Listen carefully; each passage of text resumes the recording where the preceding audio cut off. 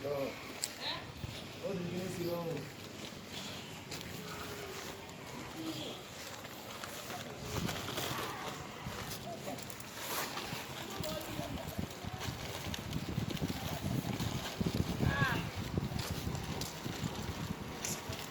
Esto se no te vale.